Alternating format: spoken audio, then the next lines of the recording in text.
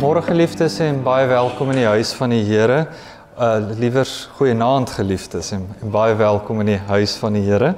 Ek hoop dat vanaand vir ons elkeen tot groot seën sal wees. Dis nou die mag van die gewoonte dat die groet altyd goeiemôre is.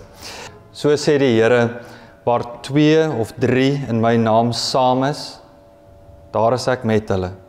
Geliefdes, genade, barmhartigheid, vrede vir julle, van hom wat was, wat is, en wat weer sal kom. Amen. Liewe Here, dankie dat ons hier saam byeen kan wees. Dankie Here vir die goedheid en die genade en die seën in ons lewe. Vader, mildelik. Here, en ook nou waar ons stil word in afwagting op u woord. Here, is dit ons gebed dat die ons sal lei, ons sal luister.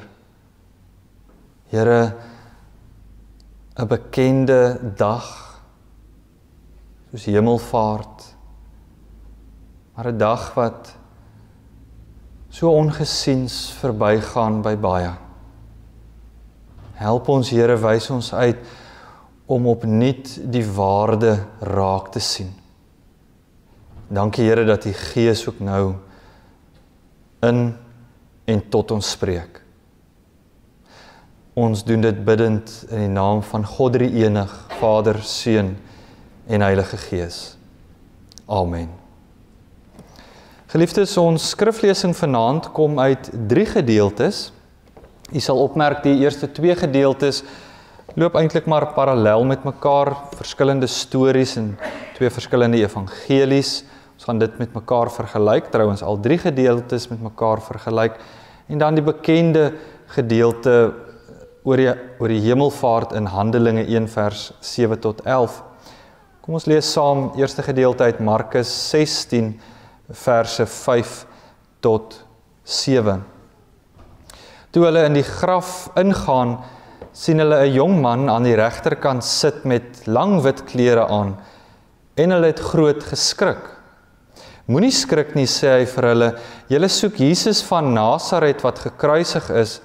Hy is uit die dood opgewek, hy is nie hier nie. Kyk, daar is die plek waar hulle hom neergelê het. Maar gaan sê vir sy disippels en in die besonder vir Petrus, hy gaan julle vooruit na Galilea toe. Daar sal julle hom sien, soos hy vir julle gesê het.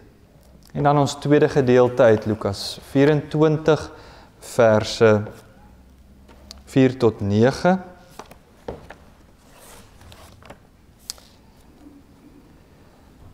Hulle het nie geweet wat om daarvan te dink nie. Met een staan daar by hulle 2 manne met blink klere aan. Die vroue het groot geskrik en met hulle gesig na die grond toe gebuig. Toe sê die manne vir hulle, waarom soek julle die lewende by die dooies? Hy is nie hier nie. Hy is uit die dood opgewek. Onthou hoe hy met julle gepraat het toe hy nog in Galilea was en gesê het, die Seun van die mens moet uitgelewer word in die hande van sondige mense, gekruisig word en op die 3de dag opstaan. Toe het hulle sy woorde onthou en van die graf af teruggegaan en al hierdie dinge vir die 11 en al die ander vertel.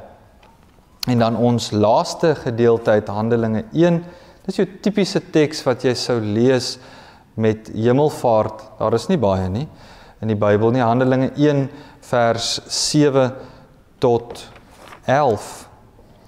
Jesus het hulle geantwoord, dis nie vir julle om die tyd en omstandighede te weet wat die Vader in sy eie mag bepaal het nie, maar julle sal krag ontvang wanneer die Heilige Gees oor julle kom, en julle sal my getuies wees in Jerusalem, sowel as in die hele Judea en in Samaria en tot in die uithoeke van die wêreld. Nadat Jesus dit gesê het, is hy opgeneem terwyl hulle dit sien, en 'n wolk het hom weggeneem sodat hulle hom nie langer kon sien nie. Terwyl hy weggegaan het en hulle nog stip na die hemel kyk, het daar skielik 2 mans in wit klere by hulle gestaan. Die sê toe vir hulle, Galileërs, waarom staan julle so na die hemel en kyk? Hierdie Jesus wat van julle af na die hemel toe opgeneem is, sal net so terugkom, soos julle hom na die hemel toe sien opgaan het. Geliefdes, tot sover ons skriflesing vanaand. Dit is die woord van die Here. Gelukkig is elkeen wat hierdie woorde hoor, maar meer gelukkig hulle wat dit doen en daarvolgens kan lewe. Amen. Geliefdes, 'n dag soos vandag, Hemelvaartdag en die viering van Hemelvaartdag as sulks, het in baie opsigte kan ons maar sê die weeskind van ons kerklike feesdag geword. Vergelyk byvoorbeeld Hemelvaart en ons viering van Hemelvaart met iets soos Kersfees. Kersfees wat ons al met Advent maande voor die tyd al voorberei. Of Paasfees. Of Pinksterfees.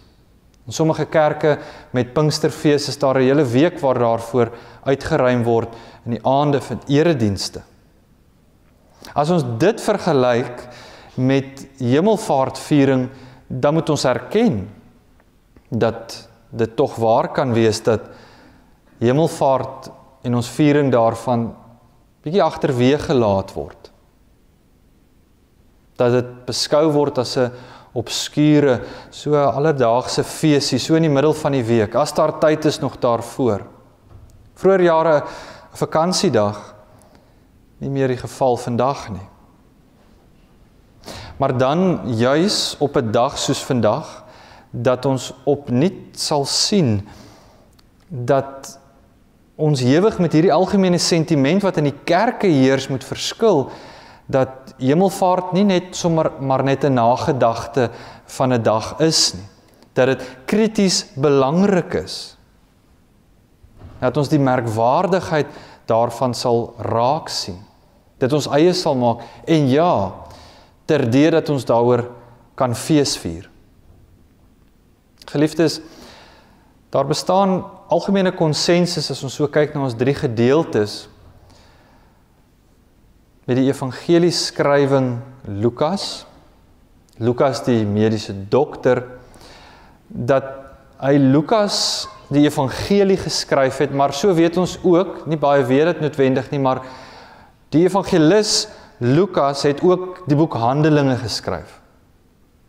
Het is belangrik om dit te weet, want as jy nou kyk wat hy mee eindig in sy evangelie, en wat hy mee begin in Handelinge, dan is dit die Hemelvaart. En soos dit met storievertelling gaan, waar jy klem wil hê, sal verskeie klimakse in 'n verhaal, maar hoe jy 'n verhaal eindig, staan uit. Dit sê iets, dit is 'n klemtoon sodanig. Daarom dus dat die evangelis met die Hemelvaart in Lukas eindig, sê iets. En dan des te meer ook as ons Handelinge lees, begin hy met die Hemelvaart. Dit is belangrik. Dit het 'n bepaalde spesifieke doel. Dan die vraag daarmee is, wat wil hy daarmee bereik? Hoekom dan nou, as ons dit kan raak sien, sal Lukas sy evangelie eindig met die Hemelvaart? En hoekom sal hy dan in Handelinge weer begin met die einste Hemelvaart? Het ons met Hemelvaart hierdie draaipunt, hierdie krities belangrike moment van dis 'n begin. Watter begin? Dis die begin van die kerk. Die kerk in Handelinge word beskryf waar hulle skouer aan die wiel sit. Na die evangelies is Handelinge die plek wat beskryf hoe die kerk uitgebrei het. En daarom dan die merkwaardigheid dat dit met die Hemelvaart begin. Miskien anders gesê, Hemelvaart is die wentelpunt. Dit draai om 'n krities belangrike punt in ons heilsgeskiedenis van die mens. Dis die Hemelvaart. Dis die hoogtepunt en die einde van Christus se aardse lewe.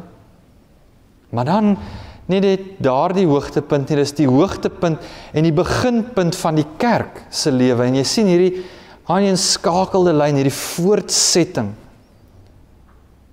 Beginpunt wat dan ons 'n opdrag gee.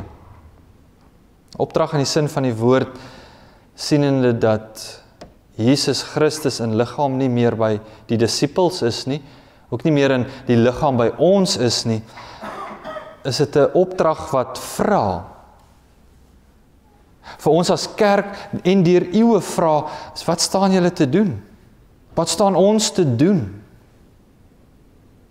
Soos die Galileërs so stip na die hemel kyk en hierdie vraag van die engele aan hulle was, waarom Galileërs staar julle so na die hemel en kyk? Kry hierdie idee van die disippels, hulle wil vasklou aan Christus.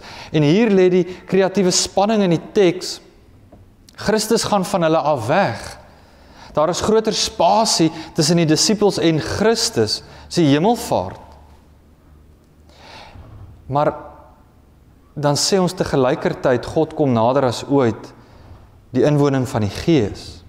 Jesus gaan weg van hulle, maar God is nader as ooit. Hierdie woorde van die engele aan hulle, kritiese woorde, waarom staan julle so na die hemel en kyk? Geliefdes, daarom dan ons twee vorige skrifgedeeltes, voor ons Handelinge skrifgedeeltes. Kry eintlik 'n soortgelyke vertelling. Is eintlik vreemd dat mens dit op 'n hemelvaartdag sal lees, want mens sal dink dit moet by Paasfees wees. Dis mos dan nou opstanding verhale wat ons gelees het. Maar ek wil juis raak sien, of ek wil juis hê dat u raak sien, dat ons saam kan sien die ooreenstemmende punte. As ons byvoorbeeld ons eerste teks, Markus 16, 4-7 gebruik as 'n voorbeeld. Bekende verhaal. Vroue kom by die graf, skrik, want hulle sien hierdie graf is leeg, hulle verstaan dit nie, daar is vertwyfeling by hulle te bespeur. Maar voordat hulle egter nog die diepte van hierdie saak kan bedink, verskyn engele aan hulle en sê maar hulle moet verkondig. Christus het opgestaan, hy is nie meer in die graf nie, hulle kyk reg, hulle moet vir die disippels dit gaan vertel, hulle moet dit gaan vertel, hulle moet getuig daarvan. So, ons kry 'n stuk getuienis, van skrik na getuienis. En dan gaan vergelyk jy dit met 'n heel ander evangelie, dan sien jy presies dieselfde tendens. Dit onderstreep die akkuraatheid hiervan, vroue by die graf, sien die liggaam is nie daar nie, en die emosie wat die evangelies vir ons wys is skrik, bang wees, verstaan nie wat gaan nou aan nie. Maar dan, voordat hulle nog weer eens die dieptepunt hiervan kan verstaan, hierdie opdrag van die engele, gaan vertel vir Petrus en die ander disippels, Christus lewe. Weer eens skrik en dan hierdie opdrag gaan, getuig. Presies dieselfde.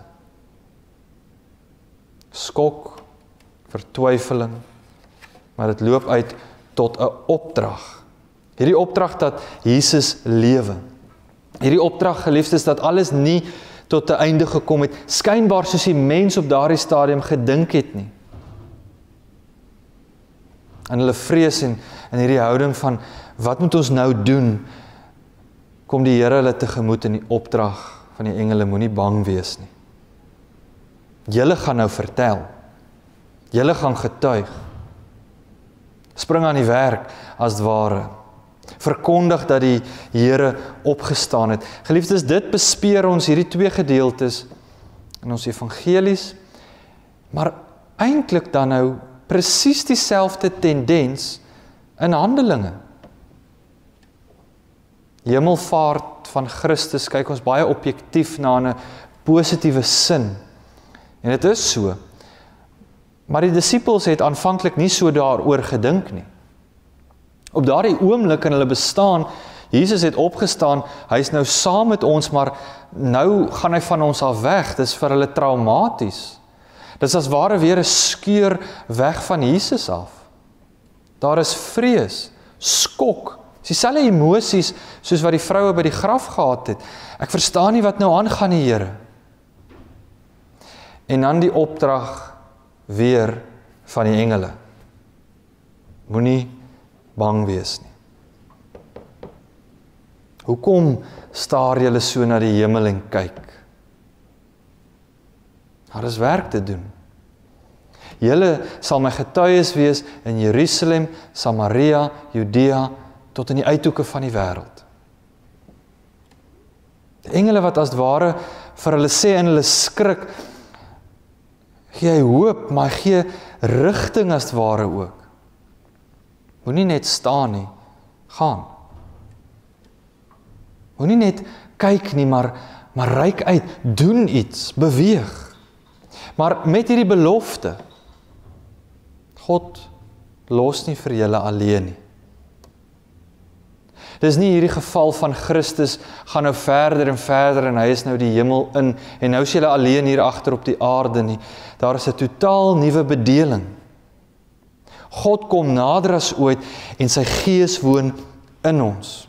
En daarom hierdie kreatiewe spanning van, ja, Christus vaar op na die hemel, maar sy gees is in ons. Jy sou dink hy gaan verder, maar hy is eintlik nader as ooit.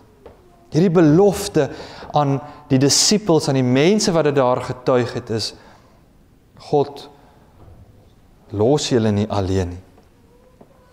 Geliefdes, en daarom hierdie herdenking van Hemelvaartdag, as die aanbreek van 'n nuwe era, van 'n nuwe begin, van iets nuuts. En as ons dit so verstaan, dan is hemelvaart nie maar net sommer 'n nagedagte nie. As ons die dieptepunt daarvan raak sien, dan sien ons dis krities belangrik. Terdee om oor fees te vier. Die Here het opgevaar, hy is nader as ooit.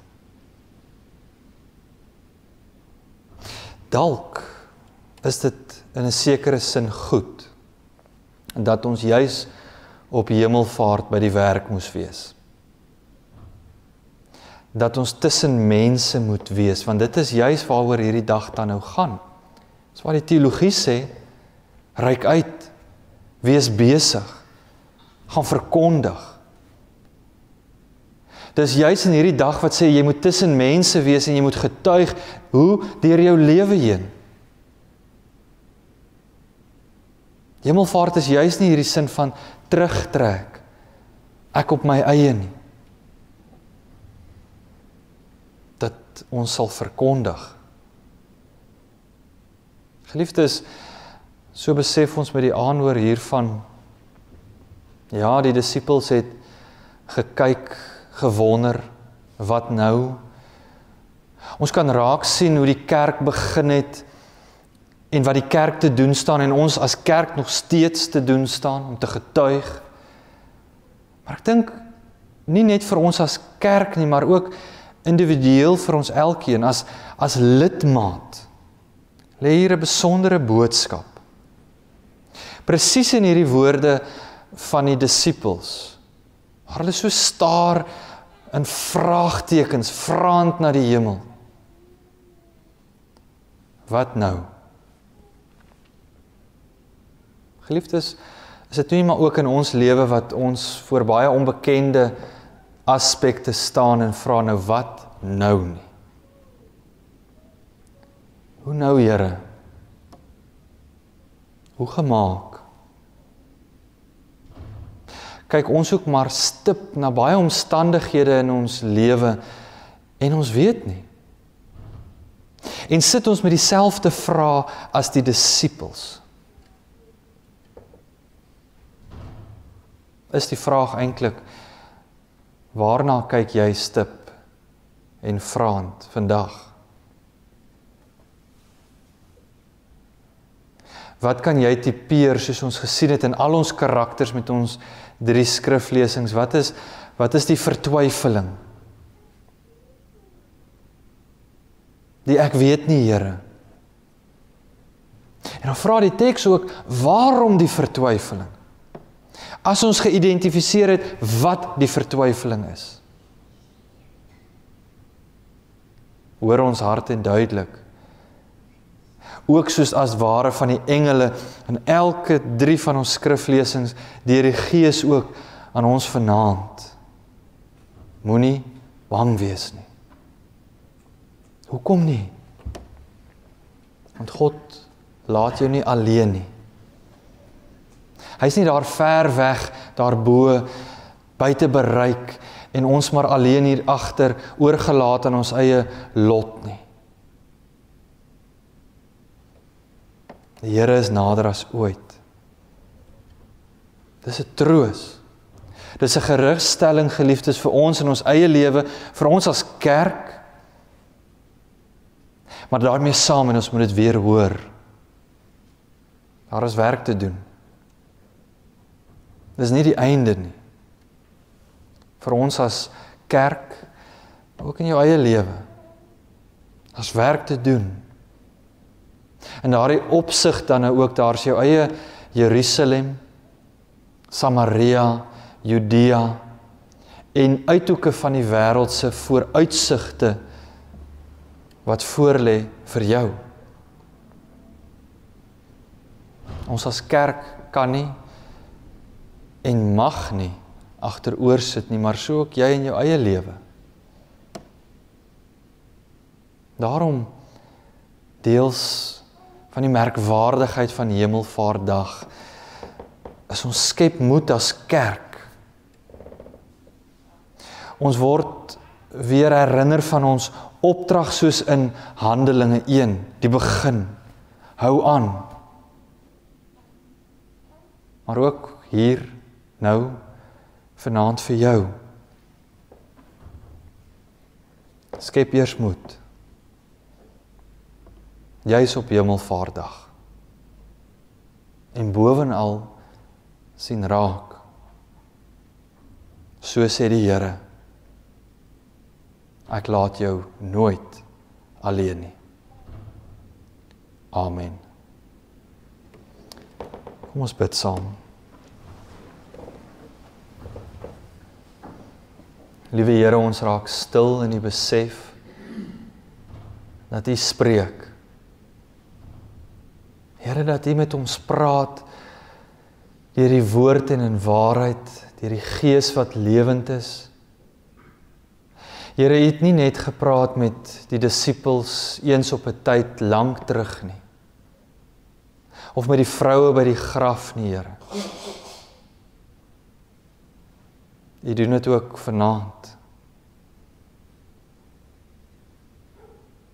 Skep ons moed voor ons eie stip kyk na baie omstandighede wat ons nie kan uitmaak en weet waarheen nou nie, Here.